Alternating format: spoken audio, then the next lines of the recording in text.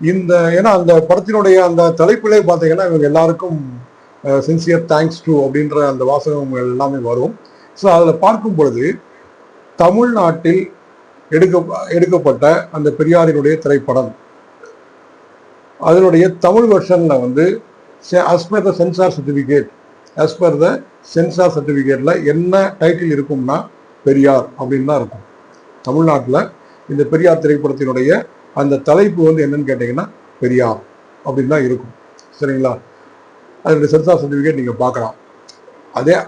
அதே நேரத்தில் இந்த திரைப்படம் மற்ற மாநிலங்களில் வெளியிடப்பட்ட விதம், உதாரணமாக தெலுங்கு மொழியில் ஆந்திராவில் வெளியிடப்பட்ட அந்த வெர்ஷன்ல வந்து பார்த்தீங்கன்னா அந்த தலைப்பு எப்படி இருக்கும்னா as per the sensor certificate என்ன போட்டிருக்கோம்னா ராமசாமி நாயக்கர் அப்படின்றது அதில் இடம்பெற்றிருக்கும்.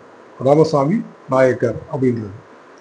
அப்ப இந்த ஒரு விஷயத்துல இப்ப என்னன்னா, நீங்க பெரியார் திரைப்படத்தை எடுத்து அதை வந்து வெளி உலகத்திற்கு வெளிப்படுத்தும் பொழுது மிக முக்கியமாக அது வந்து ஒரு என்ன சொல்றது, அவரை சம்மந்தப்பட்ட